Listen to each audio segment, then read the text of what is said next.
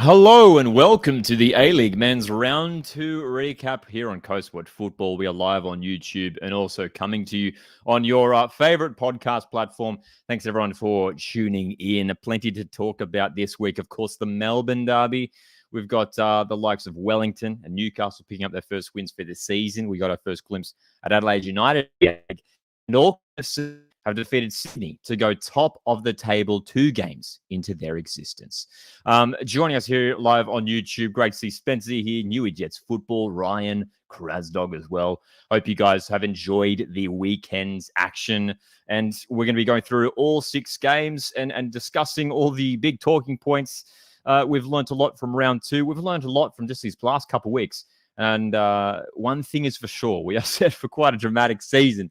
Some surprises in round 2, that is for sure. I think we got some big surprises. I think that's sort of the big keyword takeaway from round 2.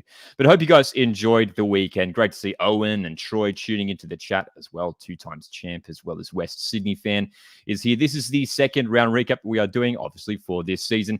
And we are trialing this new thing where we're doing a live show on YouTube. It's also going out on all the podcast platforms afterwards. Krasdog here says, had a great weekend. Jets win made my weekend. And I tell you what, that's probably a good place to start. Macarthur FC, Newcastle Jets Friday night. I went down to this game. I went down to Campbelltown and we did a matchday vlog for the game, which is out right now on the YouTube channel for anyone interested in checking it out. And Newcastle Jets come away from Campbelltown with a huge 3 points. And this was a result that not really anyone saw coming. Based off Macarthur's incredible result last week, which saw them defeat Perth 3-6-1.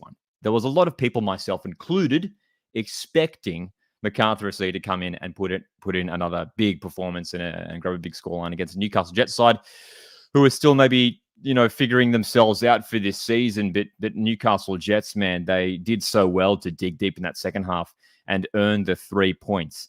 Looking at the lineups for this game, not too many changes for either side. For Newcastle Jets, again, the new Brazilian signing, Wellington, was starting up top. Ben Gibson did start this game and actually had a pretty good match in this match. A couple of assists for Ben Gibson. It was, of course, Eli Adams, who was the star of this game for Newcastle Jets. 2 goals in this game for Eli Adams, who is a guy who he's shown glimpses at Brisbane Roar a couple of years ago. He was at Melbourne Victory last season, scored a cracking goal for Victory in the league last season, but it just sort of struggled for game time. He's really struggled for game time, especially if you're going to a club like Melbourne Victory. It's always hard to lock down a starting spot, especially if you're a young player. He's come to Newcastle Jets, who clearly have the intention of giving minutes to young players this season, and scored 2 fantastic goals.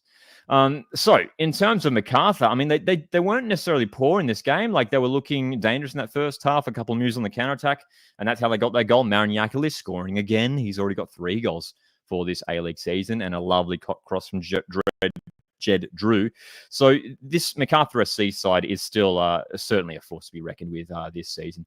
But the way Newcastle Jets just responded in that second half was so impressive and said a lot about that character.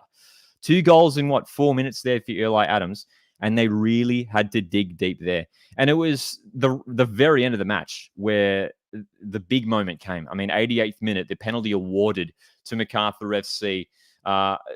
In the stands at Campbelltown Stadium, Macarthur FC fans were making plenty of noise, and the penalty save from Ryan Scott, just absolutely incredible. What a moment for the Jets keeper, who we probably have to say is probably one of the more underrated players in the A-League. Hey, one of the more underrated players in the A-League, at least as far as goalkeepers go.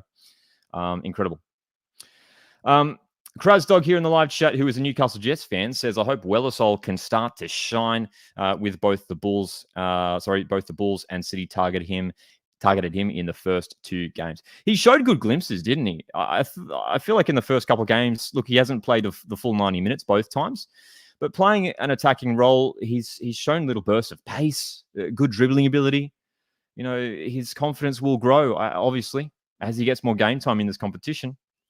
But yeah, another impressive showing from Wellington. But defensively, I think this was a big game for Newcastle Jets, where maybe last season in this sort of fixture, this Jets side may have, crumbled.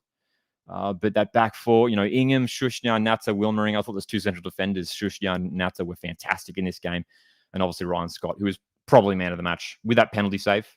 Fantastic. Troy in the live chat says, Wellersole looks good. He rarely gives the ball away and has good ball control. New Jets football, good to see you here. Says, glad we held on for the win.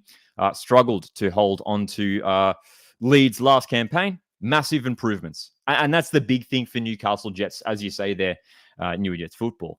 The fact that Newcastle Jets struggled so much last year just to see out games. And are we potentially seeing this Jets side second season with head coach Rob Stanton in charge? Are they sort of like turning a corner now, Newcastle Jets, where they're sort of really maturing? And this is something that we've talked about for maybe the last 12 months now with Newcastle Jets is, look, overall, this side is pretty similar to last year. The likes of Grozos, Bayless, Aquilina, Wilmering, Ingham. All these guys were there last year, Natta as well. A couple new signings added to the team. No real like star players, to be fair.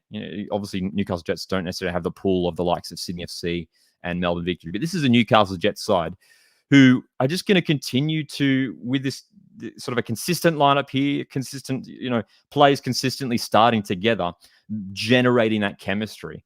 There is a potential for a decent team here at Newcastle Jets. Look, there is a chance that maybe they do really contest for finals this year. That's for sure. So a decent performance in the end for Newcastle Jets, who dug deep to grab the 3 points. Macarthur FC have some interesting games coming up, but again, I think this result will sort of just be a little blip on the radar. No reason for concern for Macarthur FC. But again, no one really saw this result coming. 2-1 to Newcastle Jets. Again, the Matchday vlog is out right now on the YouTube channel for anyone who's keen to check it out. West Sydney fans asks thoughts on the bust up at the end of the game. Well, look, who knows what went on, right? It was a bizarre situation. From inside the stadium, it wasn't really clear what was going on. It was not clear what was going on. Looking at the replays afterwards, Dane Ingham looked like he was pretty fired up. Uskok was involved. I think Matty Yerman was involved. There was quite a bit going on. There was a red card shown. There was a red card shown. As West Sydney fan, he says as well, says pretty sure Macarthur's assistant got red carded. That did look like that was the case. I don't know if that has been confirmed at this stage, but yeah, it really sort of exploded there at full time, didn't it? Owen here, who's a Macarthur FC fan in the live chat. Great to see you here again, Owen. Says Macarthur, we dominated that first half, and now a couple tough games coming up.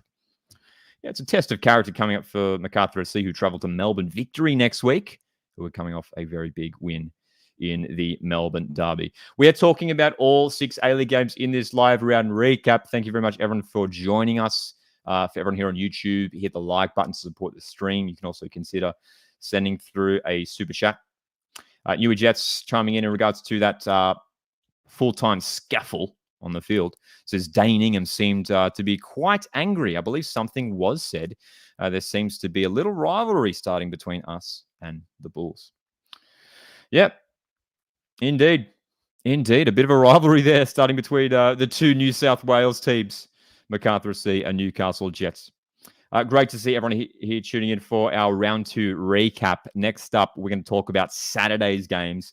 3 games on Saturday. We did see Adelaide United in action for the first time this season. The Reds had a bye. Look, we knew we had byes heading into this A-League season. It's always tricky if you have the bye round 1 because you all that build up to the new A-League season and you don't even get to be involved in the opening round. Adelaide 1, Mariners 1. Let's talk about this game. We did a live watch along for this one. We had a lot of fun Saturday. We did a double live watch along. We were live for Adelaide Mariners and then straight after for the Melbourne Derby as well. So Adelaide 1, Mariners 1. A game of 2 halves, really. There's quite a lot to dissect in this match. And look, I'll just say, as a Mariners fan, straight off the bat, I am happy with this result. Adelaide is always a tricky place to go, and Mariners were coming off a loss midweek away in China. So it's been a busy past week for Mariners. And to come away with a point after Adelaide really pretty well dominated that first half. I'll take it. And in my opinion, Mariners are building for a really strong season once again. The signs are looking good. Having a look at the stats, first of all, Adelaide with 12 shots, just the 4 on target, but the 62% possession for the home team. Mariners ended up with 6 shots, with 5 of those on target. Pretty good shot accuracy overall. But it was the Reds who really dominated the early stanza of this game. We did see Isaias dropping in at centre back once again, still missing the likes of Jordan Elsey and new signing Bart Vreens. So still a very young team here for the Reds. Luka Jovanovic got the goal early on. Just a bit of a look, again, from a Mariners point of view, there's like not much we could do with that situation. Caltech's clearance, flying straight into his teammate, and Brad Tapp and Jovanovic was there to tap it home. So it was a bit of an unlucky one in the end there for the Mariners. But the Reds, I think, considering the result of full time, they'll be pretty annoyed that they weren't able to come away with 3 points, considering that they could have been up 2 or 3 goals there at half time. Honestly.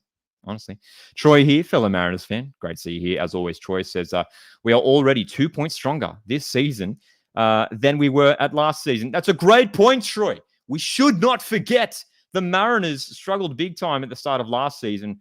What was it? 4 consecutive losses to kick off the A-League season. Ended up winning 3 trophies. Central Coast Mariners, now tactically, there's a lot to talk about here. So Mariners, of course, starting with the classic 4-4-2. Bailey Brandman starting in this game, and he was bright once again. Edmondson Quell starting on top. But Mark Jackson did something really, really cool at halftime that I was a big fan of, and it worked. Mark Jackson made a really bold change to go to a back 5. Nathan Paul, an extra centre back, was brought on, and that allowed Moragas, and it was Docker who dropped in as the right wing back, to get up the pitch. And we had sort of that back 3. Which provided us a little bit more stability at the back there in the middle. But that system may well be something that Mark Jackson utilizes a whole lot more going forward for the Mariners. Because you look at Moragas, you look at Docker, and Stormrew as well, who are 3 fullbacks who are all capable of attacking going forward, contributing to the attack. And maybe their strengths are going forward in attack, definitely the likes of Moragas and Docker. And we saw that in that second half. Moragas was fantastic. The way he had the freedom to get further up the pitch way more often. So, as a Mariners fan, I'm feeling good about our team this year, because it feels like our game is starting to. We've got sort of a plan B, a plan C, if you will, for if games aren't quite going our way. Mariners struggled so much in this first half. Mariners did not have control of this game. Mark Jackson made them move to completely change the formation, and it worked. And credit to the team who were capable of, to really they were comfortable to really shake things up and change the shape. Shout out to Sabit Ngor, who scored his first A-League goal in the 62nd minute, tapping home from close range. Great moment for the youngster. Great to see Nathan in the chat here tonight. Boston's here as well. Krasdog as well. Blinkus with a question asks, how do you rate Edmondson? Looks handy to me, but not convinced he's worth a foreigner spot just yet. Yeah, I think, look, Ryan Edmondson, I mean, obviously he scored some big goals last season, obviously in the A-League Grand Final. He's a player who does some great work off the ball that probably doesn't get noticed as much. He's obviously a very tall and physical player, and that's sort of his strength. His strength is his strength. The way he contests with defenders and holds up the ball to bring in other players, get other players involved. The only thing is, for me, and this is something that I've sort of said a lot, I would prefer to see DiPizio or even Docker come in and play as like a number 10, to play as a playmaker and just play a single striker, whether that is Kowal or Edmondson. I don't mind. I think both are decent options. So yeah, personally, I'm not the biggest fan of starting Kowal and Edmondson up top together. I think it would be beneficial for Mariners to have an extra creative player playing a little bit deeper, sort of as an extra midfielder. West Sydney fan says, Stephen Mork, unlucky not to score. Yeah, he was dangerous in this game. Had a few opportunities, didn't he? Stephen Mork, Jovanovic was dangerous throughout this match. Zach Clough was great. And Dylan Parias as well. Who I thought was really dangerous pretty much the entire game from right back. It's been a while since Dylan Paredes has regularly been playing at right fullback, but fantastic up and down that right-hand side. So Adelaide 1, Mariners 1. Again, from a Mariners point of view, I take the draw.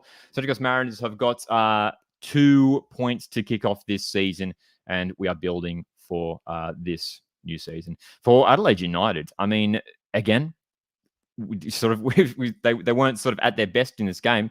They did have some great passages of play, but from a Reds point of view, I think if I was a Reds fan, I'd be disappointed that my team didn't win this game. I thought they had the opportunities in the first half, that's for sure. So we'll definitely keep an eye on Adelaide United in the coming fixtures, that's for sure. So 1-1 in the end, and we've got 4 more games to talk about towards the end of this episode. We're going to be going through our team of the week as well, the top performers from this weekend, in my opinion. And as we've got another comment coming in here, quiz in the live chat says, Melbourne is navy blue, ! And it's time to talk about the Melbourne Derby because, wowee. I mean, Melbourne is indeed navy blue. What a first half from Melbourne Victory. This is a team, dude. This is a team, Melbourne Victory, who got to the Australia Cup final. Unfortunately for them, lost that final. But we saw in that Cup final run that they've been playing some great football and they've got a good team with good depth. And look, heading into the Melbourne Derby, I predicted a draw. I predicted a draw midweek heading into this game. Look, Melbourne City won their opening round match against Newcastle, and I thought they looked pretty good. And I thought this might be a pretty even contest. But Melbourne Victory was simply unstoppable in that first half. Almost had 4 goals. Of course, they had the one ruled out. But Velupale, 5 minutes in, fantastic goal. Fantastic goal. Burgos with the through ball, delightful. And Velupale's run and finish was executed by someone who has the confidence of coming off, a couple good appearances for the Socceroos, right? Someone who's just scored on a Socceroos debut. The way he took that, and as soon as he got that ball and burst forward, he was scoring. Nothing else was happening but Velupale scoring. And that's the thing that terrifies me a little bit about this Victory side is the confidence they're playing with. Ren Episcopo, who didn't get on the score sheet, but was fantastic as well. He was playing with a new level of confidence. Burgos scoring in his first Melbourne Derby. And then Ryan Teague shutting down Melbourne City goalkeeper Patrick Beach. Fantastic work from Teague, who was arguably man of the match in this game. Fantastic performance in midfield from Teague. And this Victory side, man, I mean, as we look at their lineup, again, that front four especially, Piscopo, Machash, Velupale, Burgos, very, very dangerous. That defense was solid all game. Guerrier, Rawlins, Hamill, Boss. Of course, we should mention they were without their captain. Hey, they didn't have Roderick Miranda, which was a big blow for Victory. G'day, Sam, in the live chat. Good to see you here. Sam says, I just want to talk about Jack Duncan. As a Jets fan, I'm happy to see him playing well for Victory as he's made some good saves in that game. So happy for him, albeit maybe a temporary goalkeeper. Great saves from Duncan. Made a great save to stop Marco Tilio in the first half. Unfortunately, that little, I guess you could call it an error. Was it Jack Duncan's fault the way he spilt the ball for Melbourne City's goal? Maybe. Maybe could have helped or did it better. But Jack Duncan, and that's a big talking point now, I think, for Melbourne Victory fans, and would love to hear from Victory fans. Mitch Langerak, former Socceroo, is returning in a few months' time. He's coming back to the club in January. Jack Duncan, now this is really interesting. If Jack Duncan keeps up performances like this, Mitch Langerak might be chilling on the bench for the second half of the season, despite, making a huge return to Melbourne Victory. I mean, does Langerak come straight into the team, or does Jack Duncan, who, by the time Langerak arrives, which we assume will be like sometime in January, I mean, Jack Duncan will have like a dozen appearances and may well be playing well for Melbourne Victory. Big call for Patrick Gisnorbo, whether he drops a potentially informed Jack Duncan to bring in, look, obviously, hey, it's a good problem to have for Victory. Let me just say that as well. That's a good problem to have. Don't get me wrong. You got 2 fantastic goalkeepers, but we'll see. We'll see. We'll see what happens in that. It's certainly a fascinating one to keep an eye on. Certainly a fascinating one to keep an eye on, that's for sure, in terms of the goalkeeping situation at Melbourne Victory there. But Victory, very impressive. Melbourne City, we saw some debuts. Ferreira started in this game. He had a bit of a shocker, unfortunately. Obviously, Patrick Beach really struggled in this game, despite having a great game the week prior. Melbourne City will bounce back. Melbourne City will bounce back. That's my takeaway for City. They won't. They'll be a competitive team this season. I think that first half performance was just a real sort of. They just didn't wake up. They didn't arrive. They weren't there at kickoff. Melbourne City. It took them about half an hour to get into this game. And actually, if we look at the stats real quick, the shot stats were the same. The shot stats were even 15-15 for either side. So the shot stats were the same. Newy Jets here says Piscopo was very good because Norba has so many options in attack. Absolutely. 15 shots either way. City did actually dominate possession in the end. 60% possession for City. And just on Newy Jets' comment there in the live chat, Piscopo was very good because Norba has so many options in attack. I mean, if we look at Victory's bench, Arzani, Santos, Fabian, Monge, Jing Reese, Adama Traore, Bruno Fornaroli. I mean, Fornaroli didn't even get on the pitch in this game. That's the scary thing, man. Halloween's coming up. Bruno Fornaroli wasn't even on the pitch. I'm a little bit scared of this Victory team.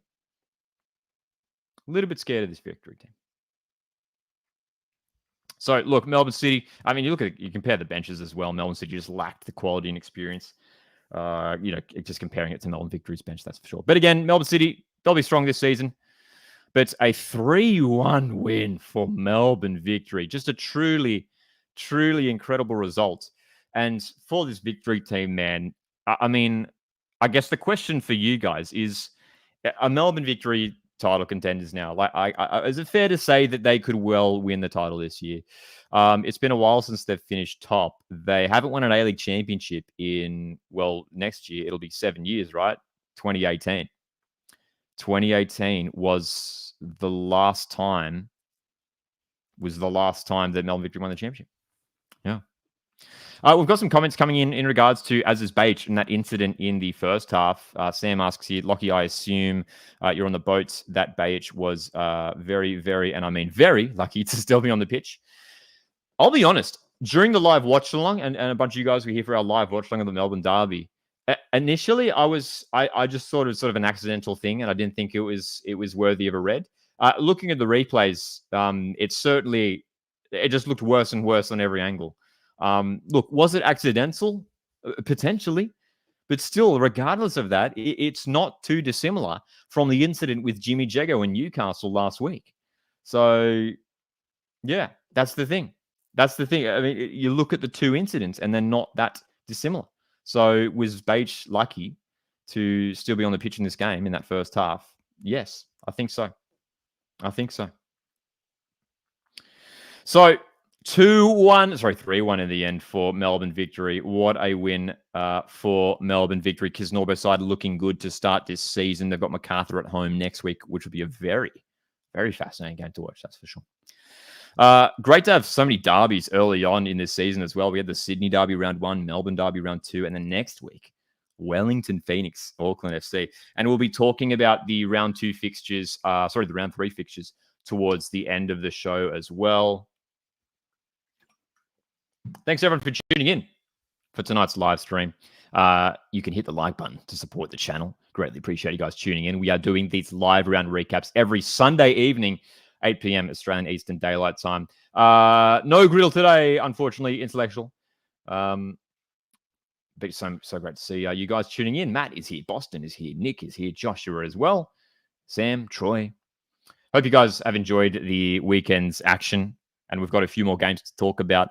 And we're going to be talking about the distance derby next. Perth Glory, Wellington Phoenix. And look, is this still the distance derby? Who knows? You've got Auckland, who are technically further away from Perth than Wellington. We discussed that, I think, in our round 1 recap, right? That we're trying to figure out if this was still technically the distance derby. Yeah.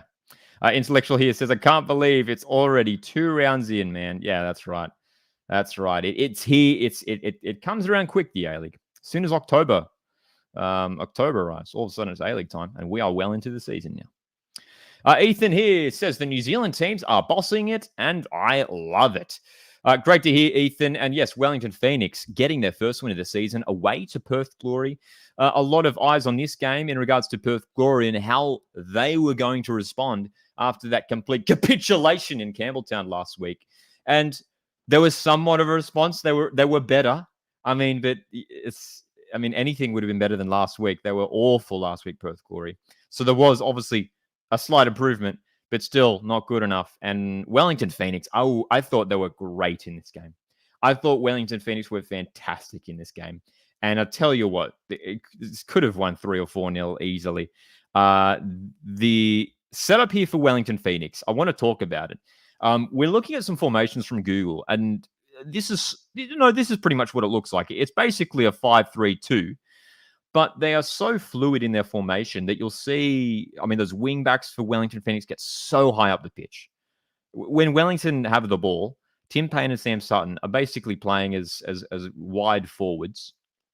And you've got the likes of Conchi, Rufa, and Nagasawa, who are working so hard in midfield, covering all the spaces as well. So impressive. And for Perth Glory, look, a few changes to their team. But again, might just take a few weeks for these new players to gel, as we always say. West Sid fan in the chat says Perth Glory have some serious defensive issues that need to be resolved sooner rather than later. Look, they do. They absolutely do. And the way that, both goals. Really poor defending. The first goal, a fantastic delivery from Ashige on the free kick, and then Scotty Wootton getting a rare A-League goal for Wellington. And just bizarre defending in the box. How was Wootton, getting ahead of that easily, right in the middle of the penalty area, shocking defending from the set piece. I think I saw some people talking about online the fact that the centre backs were in the wall. I think Kanga was in the wall, Lewis Kanga. So bizarre why you don't have your big central defenders in the box defending a potential delivery. And the second goal as well, Tim Payne unmarked at the far post, easy header for him. Lovely goal. But this Perth Glory team that did make a few changes, again, it might just take a few weeks. Look, hopefully not too long for glory's sake. But Xavier Zrilic might just take a few weeks to sort of find his right setup. And look, they made another triple change at halftime. There's 3 sort of attacking midfielders, if you like, in Ioma, Bulgaria, and Faisal came off at halftime. He brought on Pennington, Williams, Blair came on, Lizaleski, Nyo as well. So David Zrilic is just having to work so hard right now to try and find what is the right setup for his team. Troy, thank you very much for the very kind super chat here. Greatly appreciate it. Says, thanks for your fantastic regular content. You deserve more subscribers. My first video I watched of yours was the old Mariners career mode years ago. Troy, thanks for tuning in as always. Troy has been a long time subscriber of the channel for a number of years. And yes, I remember that career mode we did, Troy, which would have been 2-3 years ago now. FIFA 22 or something like that. Feels like a long time ago now. Boston, thank you very much for the kind super chat as well. Greatly appreciate it. It's great to see everyone tuning in for this round 2 A-League recap. But to go back to this game, 2-0 in the end for for Wellington Phoenix. If we look at the stats, same number of shots, interestingly enough, in the end, 8 shots either way. Glory just managing 1 shot on target. And look, that isn't old mate Adam Taggart's fault. We love Adam Taggart, and he's very keen to get himself back in the Socceroos squad. But they just don't have the chemistry going forward to create real quality opportunities. Josh Oluwayemi, made a couple good saves towards the end, but overall, he had a pretty chill game. Possession stats were pretty even as, Perth Glory started to dominate things towards the end there. 14 fouls committed by Glory as well. 10 corners for Glory compared to just 3 for Wellington Phoenix. So a big 2-0 for Wellington. And that, I tell you what, dude, that win is so important for Wellington Phoenix because it gives them that little boost of confidence heading into next week's derby match against Auckland FC, which is going to be an incredible match. Troy says, same to you. Good community Lockie has here. That's right, Troy. We're all about creating a community of like-minded football fans here on Coastwatch Football. So we are just providing the platform for us to talk all things A-League. G'day here in the live chat to Elizio, who says, "Hey, mate, just tuned in. How are we doing this afternoon?" Very well, my friend. I'm doing great after the Auckland result, and we'll be talking about Auckland in just a moment. I mean, as we are just saying as well, Wellington, a big win for them, giving them that confidence heading into the New Zealand rivalry match next week. And it's very tricky to call in terms of who wins that game now. Because you've got Wellington, who are looking good already early on in this season, but Auckland FC, as we're about to talk about, I mean, incredible start to this season for the new boys with another win against Sydney FC. Another win. Let's talk about it right now. Auckland FC 1, Sydney FC 0. What a game. And this look, I'll be honest, watching this game, as about the hour mark ticked past, I was like, this has a 0-0 draw written all over it, doesn't it? It had that vibe to it, unfortunately. It did have that vibe to it. But Auckland FC, never say die. I mean, we've learned that from this game. I mean, 97th minute, absolutely incredible. Nando Painaka with the back heel in the box to win it for Auckland. But there was so much drama and so many talking points throughout this game. First of all, as we discussed the lineups, the big out for Sydney FC was no Douglas Costa. That was a big out for Sydney FC pre-game. Sydney said that it was a tight hamstring, and hopefully it's nothing too serious for the Brazilian. Douglas Costa was not involved in this game. As Ryan says here in the live chat, Auckland is the only team who has won both of their first two games this season and have conceded 0 goals. Exactly right there, Ryan. Yep, it's been super impressive from Auckland. They could not have wished for a better start. They could not have wished for a better start. And that's right. Boston mentions here in the chat as well. Says, I saw Wellington had a blimp today saying, "See you next week" to Auckland. That's right. Yeah, I don't know if you guys saw this on the broadcast. Just prior to the kickoff, I think it was like a plane went over with a banner on the back of it saying, "See you next week," right? I think did it say "See you next week"? Oh, no, sorry. It said New Zealand is yellow, right? This sign went over the stadium that said New Zealand is yellow. See you next week. Love it. Absolutely love it. Great way just to add a little bit of heat to the derby, which is already going to be crazy. We know Alex Paulson coming up against his former team. Auckland Wellington is going to be absolutely huge next week. Ethan says here, Sakai is such a good player. Yeah, another solid game from Hiroki Sakai. A solid game from many in blue and black. Vestrate and Gejagos were working so hard in midfield once again. Liam Gillian on that left-hand side was so dangerous all game. Guillermo May was lively as he was last week as well. Fantastic from Auckland FC. And Alex Paulson did have to make a few key saves in this game as well. A lot more busy compared to last week, that's for sure. Blinkers here says Sydney had a few injury concerns from the match. Kiwi banter was quality. Yes, those Sydney injuries. I mean, not only, as we mentioned a moment ago, Douglas Costa being out for this game, but they had two key players leave earlier than expected. Joe Lolly came off in the first half, and that's a big blow. Hopefully that's not too serious. As we know, Joe Lolly was out with a pretty lengthy injury. Thankfully, Sydney, it was at the end of last A-League season. It was in that elimination final last season. So hopefully it's nothing too serious for Sydney FC fans, for Joe Lolly. And then Corey Holman went off with an injury too. So two key players off the pitch, as well as Douglas Costa. So we'll see how those guys pull up. But yeah, that was a big blow for Sydney FC, and that certainly did affect things a little bit. They were still very good in this game, Sydney. They created some good opportunities.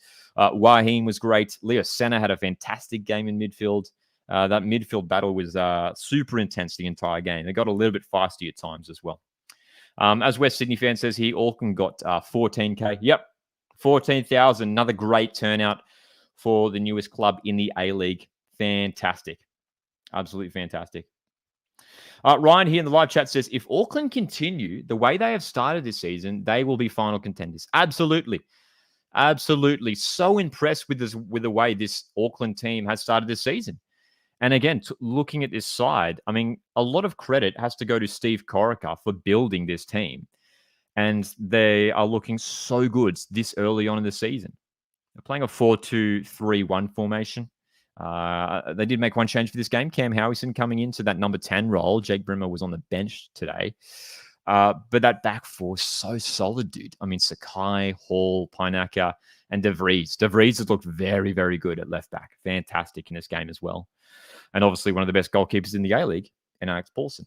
And midfield and up top, they're looking dangerous as well. And it's worth pointing out, they still have a few players that they haven't even integrated into the side, the likes of Joey Champness, who we believe is out with injury. New signing Moreno also hasn't been involved. So they've got a few more pieces of the puzzle to still come back into the team. So I think Auckland fans should be very, very excited about their inaugural season. Perfect start, as we've been saying. 2 wins, no goals conceded. Incredible. Elizio saying, once again, Liam Gillian, the main threat the whole game. We love him at Auckland. Fantastic. I mean, this guy, I think he's just 21 years of age, Liam Gillian. He is having a breakout season here in the A-League. Absolutely fantastic. Incredible. Ethan here in regards to Sydney. Says Sydney definitely were missing Costa because the control of the game that he brings, it's key. Well, and just the attacking threat that he brings as well. I mean, whether he's playing on the left or the right, doesn't matter what flank. We saw it in the Sydney Derby last week. Douglas Costa was very, very dangerous. He's made a great start to life at Sydney FC and has looked good in their Asian Champions League 2 games. But look, no Douglas Costa. It did affect things a little bit for Sydney FC. I wouldn't go as far to say as that cost them, the result. But it certainly would have helped the Sky Blues. There were many occasions where the Sky Blues looked like they were going to take the lead. There was obviously that moment actually towards the end. It was like, what was it? It was like the 85th minute or something like that. Sydney FC, 86th minute here. Hayden Matthews thought he had scored the crucial goal for Sydney FC. VAR ruling it out. And that was actually a really interesting moment because the reaction from the Auckland FC home fans was huge when that goal was ruled out. The sort of the life was sucked out of the stadium when that goal went in from Sydney FC's Hayden Matthews. The goal gets ruled out 86th minute. All of a sudden, the stadium erupts into noise, and all of the momentum for that final 10 minutes was with Auckland. And that is going to be a huge factor for them this season. This fantastic home crowd, the Port, love it, the Port behind the goal on the right-hand side, making fantastic noise and helped cheer them on to victory. And it was the 97th minute, the 7th minute of added time in the second half. Nando Pinaka with the backheel goal. Fantastic. Fantastic. Boston says number 27 for Auckland is good. That would be Logan Rogerson, who again had a good game. Absolutely. Alicia says the Port is just immense at Go Media. Fantastic. I mean, it's been great to see the Port looking so strong and making great noise. I mean, watching their first couple of games on TV, the noise is coming through loud and clear on my TV speakers.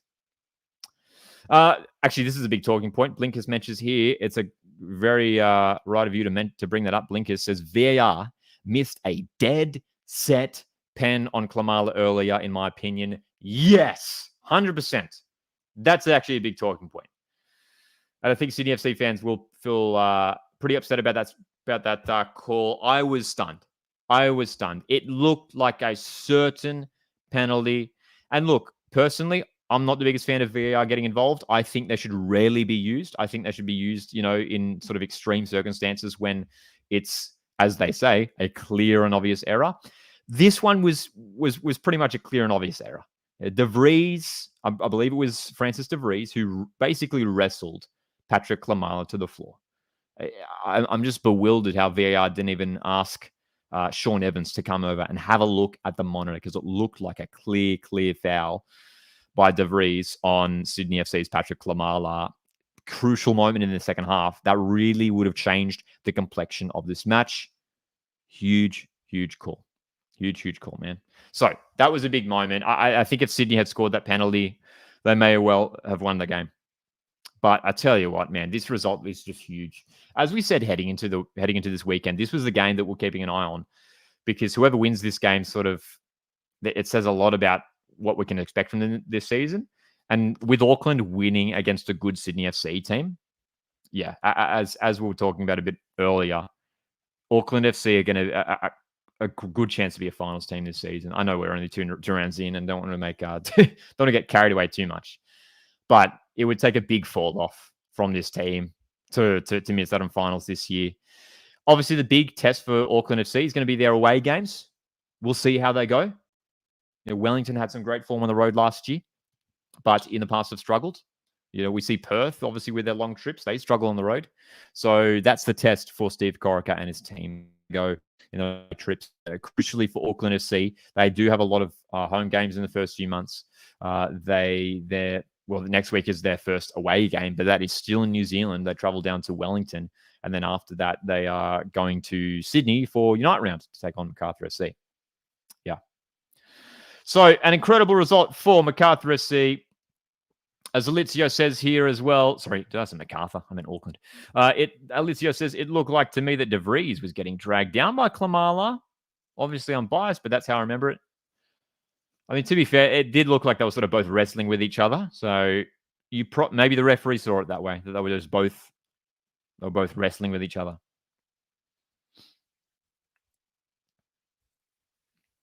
So that's right.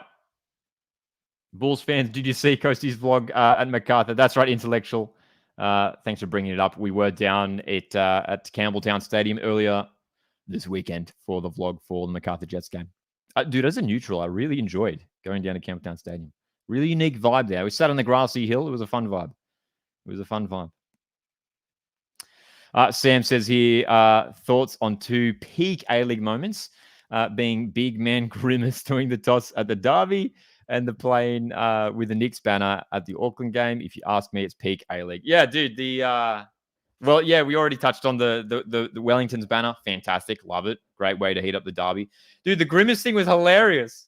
I don't know if you guys saw this. They got Grimace, who is like he's like a McDonald's mascot, right? Or something.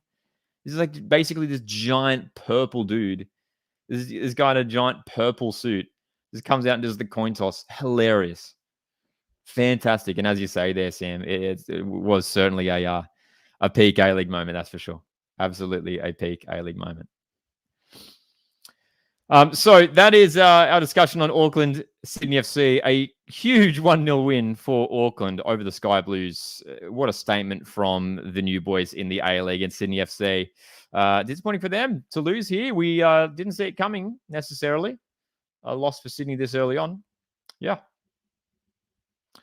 Macarthur Bulls fan for life here in the live chat says, hi, just wondering how I can make a channel called Macarthur Watch Football and do stuff you do. I'm really inspired by you. Macarthur Bulls fan, thanks for the kind comment. I always encourage fans to make their own content surrounding the A-League because we need more promotion, obviously, and more noise about the A-League. So I'm always behind fans creating fan content around the A-League. And that's what we're trying to do here, man. It's just fans talking about the A-League. That's all it is. Appreciate it, guys, tuning in for this live round recap. We've got one more game to talk about tonight, as well as our team of the week. We're going to be talking about our team of the week towards the end. My top performance from this round as well, which was tricky to pick, actually. There were a good number of fantastic individual performances from this past weekend. But for the final game of the weekend, it's time to talk about Western United, Western Sydney Wanderers, the two West teams, drawing 1-1 in a game of, I sort of want to say, game of two halves. Wanderers, to my eyes, were the better team in the first half. Western United were probably the better team in the second half overall. And based off chances and the way it was going, Western United probably disappointed that they didn't win the game in the end. They had some great opportunities in that second half. And the big news for this game was Juan Mata with his first A-League start. What a moment for Wanderers for the A-League. Obviously, we saw Juan Mata come off the bench last week in the Melbourne Derby. And he started in this game and had a decent performance. Had a good game overall. He was getting involved. He was involved in the build-up play. He was moving around really, really well. Didn't play the full 90, but great to see that he was given a start just 2 rounds into the competition. And tell you what, this front four for Macarthur, if we include the wide players, we're talking about Milanovic, Krajev, and then the front two of this game was Mata and Borello. That front four is looking really dangerous. Really, really dangerous, man. There's a lot of potential with that front four, that's for sure. West Sydney fan here, obviously a Wanderers fan, says West Sydney Wanderers are so disappointing. West Sydney fans says Stajic copying a lot of heat on West Sydney Wanderers forum. Dude, if I'm a Wanderers fan, I'm still backing Stajic. I mean, we're only 2 games into the A-League season. I think he should be given a bit of time, and they haven't been bad. I thought in the Sydney Derby last week, yes, Sydney were the better team, but Wanderers weren't terrible. And in this game, I mean, again, Wanderers could have been better. But again, it wasn't a bad performance overall from Western Sydney Wanderers. Oscar Priestman returns in midfield for this game, which was a big boost for Wanderers. As we look at the shot stats here, 18 shots for Western United, 16 shots for Wanderers, but that's probably the disappointing statistic for Wanderers. Out of those 16 shots, just 3 on target.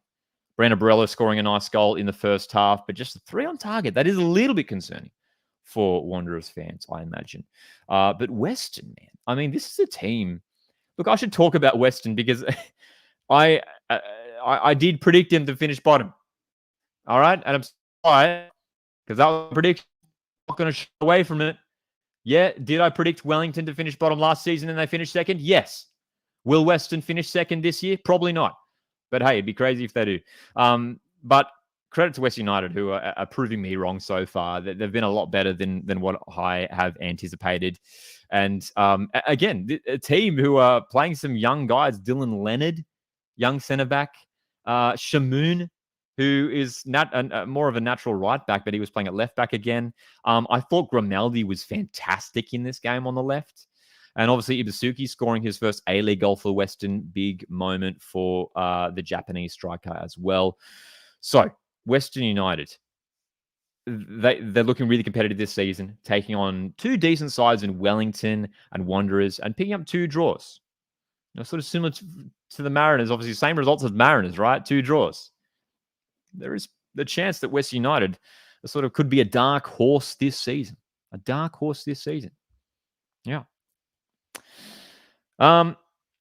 Chuck Meat here in the live chat says Wanderers are so poor to lose the derby the way they did and did not beat this Western team. I doubt they'll make finals. I still think, look, Wanderers again, I like the team that they've got on paper. It might just take a few weeks. Again, we're saying this about a few teams now. Perth Gory, we're certainly saying a lot about Perth Gory in regards to their setup. Same thing with Mariners. It might just take a few weeks for the new players to really settle in and gel in and the new systems to sort of take effect. It's always the case with a new head coach coming in. It's always the case. And I think Wanderers fans should just stick it out with Stajic, see how it goes. A couple months into the season, obviously, a loss and a draw is pretty underwhelming for this Wanderers team. But they've got the personnel, man. They've got the personnel to do it. Milanovic is a talented player. I love Božidar Krajev. I think he's fantastic as well. Yeah. Blinkers here in the live chat says Wanderers fans very glass half empty in attitude compared to other New South Wales clubs sometimes. I do understand that point there, Blinkers. And look, I can't say too much about it. Obviously, I'm not a Wanderers fan. I mean, maybe some of that comes from the incredible success that Wanderers had in their first 5 years of their existence. Winning the Premier's Plate in their inaugural campaign, winning the Asian Champions League 2 years into their existence. Like, we shouldn't forget that Wanderers won the Asian Champions League in 2014. They launched as a club in 2012. It was an incredible success. They were flying in their early years. Made the grand final against Brisbane in 2014, made the grand final against Adelaide in 2016. Obviously, disappointing for Wanderers that they haven't been able to win a championship. That's the one that has eluded Western Sydney up to this point. But it is an interesting comment that you make there, Blinkers, saying that Wanderers fans very glass half empty in attitude. So maybe just from my point of view, maybe it comes back to that success, with that early success there. There's a lot of pressure on this team to sort of, they want to get back to those glory days, which, is a decade ago now. And every year, so many new coaches have come. New coaches have come in and try to implement their system, and it's at times it looks good and they look fantastic, and then it's sort of they struggle for consistency. And Look, Stajic, he's a good A-League coach. He did well at Mariners a few years ago. He really revolutionized Central Coast Mariners and turned them into a successful team. Obviously, Perth Glory didn't quite work for him last year, but that wasn't necessarily Stagic's fault. So, yeah, we'll see what happens. West Sydney fan chiming in on this discussion point says it's because there's big expectations at Wanderers. Look, and as there should be, dude. They're a big club. They're a big club, big fan base. So, yeah, absolutely. Absolutely. Big expectation at West Sydney Wanderers. And look, they'll still be a competitive team this season. I don't think it's alarm bells for Wanderers just yet. But again, as we're saying, Wanderers probably hoping for a win in this game against a Western United side who is maybe lacking a little bit of quality and experience in their team. But credit to Western United, who are really performing well in these early rounds. Thank you very much, everyone, for tuning in for this live round recap. We're going to be live for the next 10 minutes, and it's we're about to talk about our our team of the week for round two. Team of the week for round two. So many players to choose from. We've got a few more fantastic comments here coming in the live chat. Great to see everyone here. Make sure to hit the like button if you haven't done so already. Thanks earlier on to Troy for sending in a super chat, as well as Boston, who sent through a very kind super chat. Appreciate you guys supporting the channel here. Kazor here says, Zhong looks very uncomfortable. Zhong Tae-wook, West Sydney Wanderers defender. I thought he's all right. I didn't think he's done too much wrong so far from what I've seen. Zhong Tae-wook has got good experience. Kazor also says, it was a better game for Glory, just stupid mistakes that cost us goals, and there was a lack of something that we needed during that. I believe Kazor is going to continue his comment there. They're just missing a little bit of chemistry and cohesion going forward, I think, Perth Glory, and hopefully that will come for them. Complaining Sydney FC fan is in the chat. G'day. Says, just joining now. What do you think about those decisions in the Sydney game? That rugby tackle, Sydney's goal, and Auckland's handball right before the goal. Was there a handball before the goal? I didn't see that. I missed that one, so I don't know about that one. Sydney's goal, I think the VAR decision to rule it out was the correct one. Klamala was offside. The rugby tackle, as you're referring to there, is, that should have been a penalty for me on Klamala. That should have been a penalty for me. West Sydney fan, no thank you. West Sydney fan says, surely Wanderers and Mariners do a swap deal. We'd love to give you Clisby in exchange for Moragas. Nice try, West Sydney fan. No, we are well and truly keeping Lucas Moragas. He's been fantastic. Hey, look, don't get me wrong. Jack Clisby was fantastic for Mariners a few years ago. Had a good season back in, 2019? 2010? Sorry, 2020. But no, we'll certainly keep Moragas. I think any team in the A-League would love Lucas Moragas at their side, that's for sure. All right, time to talk about the team of the week. We're about to reveal it. Newey Jets asks, do you think Gibson deserves a spot in your team of the week? Newey Jets, he was in there. I tell you right now, he was in there. So I did drop him out in the end. He was in there before I added someone from the final game in there. Ben Gibson certainly does deserve a shout out. He grabbed 2 assists. He assisted both of Eli Adams' goals. So it certainly deserves a shout out there, but I had to leave him out, unfortunately, in the end. But Ben Gibson, I mean, in terms of that striking position for Newcastle Jets, that forward role, maybe Gibson going forward. So let's talk about the team of the week right now. And here's a look at it. So in goalkeeper, we have Ryan Scott of Newcastle Jets. Fantastic performance. The penalty save, won the game. Incredible. Fantastic. And then across the back 4, I have 2 Wellington players in there. I've got Tim Payne and Scotty Wootton. I mean, not only did both players obviously score goals, but put in fantastic performances, especially Tim Payne, who worked so hard on that right-hand side. This guy is sort of flying under the radar a little bit. We have to talk about Tim Payne as being one of the best I know he's like a right wing back, but right back. One of the best right backs in the league, that's for sure. Nanda Painaka, fantastic game, super physical in defense and scored the winning goal for Auckland. And I've also got Alex Schuschner in the team of the week as well. I thought he was very, very good in defense for Newcastle Jets as they had to absolutely dig deep at the end there for Newcastle Jets.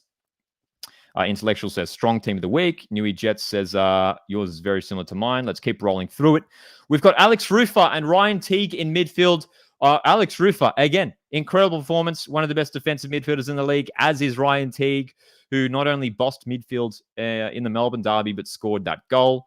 And then I've gone for sort of 3 attacking midfielders. All these guys are wide players, but I've put them in as attacking midfielders. Has to be Eli Adams, who grabs 2 goals against Macarthur SC. No surprises there. I've gone for Matthew Grimaldi, who I thought was Western United's best player today.